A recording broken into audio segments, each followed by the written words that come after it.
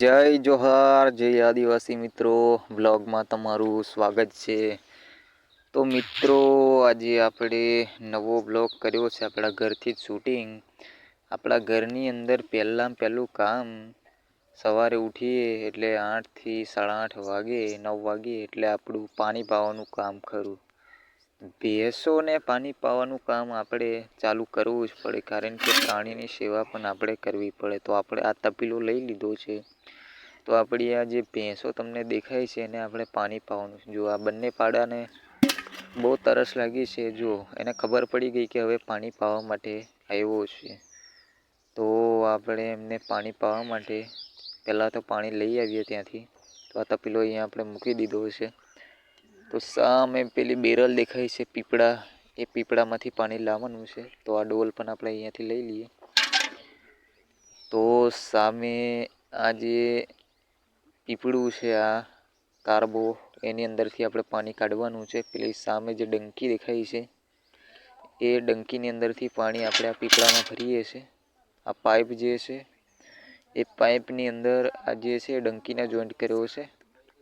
તો ડંકીની અંદરથી પાણી આ રીતે પીપળાની અંદર આપણે ભરી લઈએ. પછી આ પીપળામાંથી જે પણ ઘર વપરાશનું પાણી છે આની અંદર આપણે કાઢીએ છીએ. તો આ રીતે આપણે ડોલ છે અને મૂકી દઈએ ભરાવા.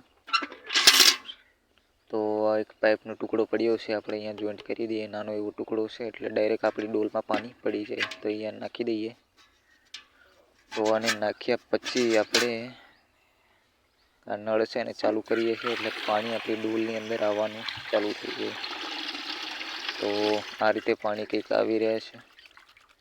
તો અહીંયા એક વૃક્ષ છે, એના કચરો અંદર પડે છે, તમને દેખાતો હશે. એક કચરાવાળું પાણી આપણે પહેલાં તો ઢોળી નાખવું પડશે. તો આ રીતે મારે પાણી લઈ જવાનું હોય છે દરરોજ. તો આ બે કેન અને આ ડોલની અંદર પાણી લઈ જાઉં છું અને આ રીતે અહીંયા પાડાઓને રેડી દેવાનું છે. ભેંસો છે એમને પાવાનું છે.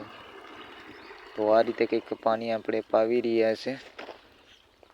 તો આપણે રેડી આપ્યું. હવે આ પીવાની શરૂઆત કરી દીધી છે.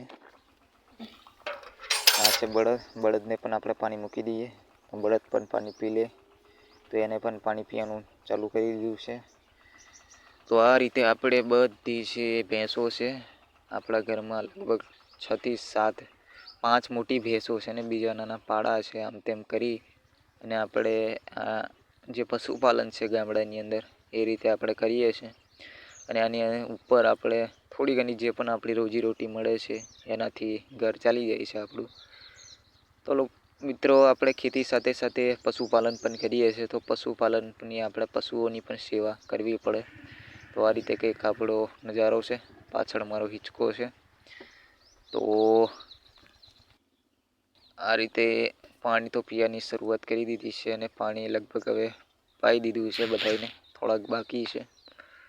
તો મિત્રો, પશુપાલન સાથે સાથે આપણે ખેતી પણ કરીએ છીએ અને ખેતી સાથે સાથે પશુપાલન પણ. તો આ રીતે આપણે પાણી પાઈ દીધું છે. તો મિત્રો, આ રીતે કંઈક આપણા ઘરની અંદર પશુપાલન કરીએ છીએ એ પશુપાલન છે. અને પશુપાલનને આપણે પાણી સવારે રોજ પાવીએ છીએ. તો આ રીતે આપણે સવારે ડેલી પાણી તો પાવાનું જ હોય છે. તો મિત્રો, તમને વિડીયો સારો લાગ્યો હોય તો વિડીયોને લાઈક કરજો. ચેનલમાં નવા આવ્યા હોય તો ચેનલને સબસ્ક્રાઈબ કરજો. આજે મને થયું કે અહીંયા એક નાનો બ્લોગ બનાવી લો, તો નાનો એવો બ્લોગ બનાવ્યો. તો વિડીયો લાઈક કરજો, ચેનલને સબસ્ક્રાઈબ કરજો.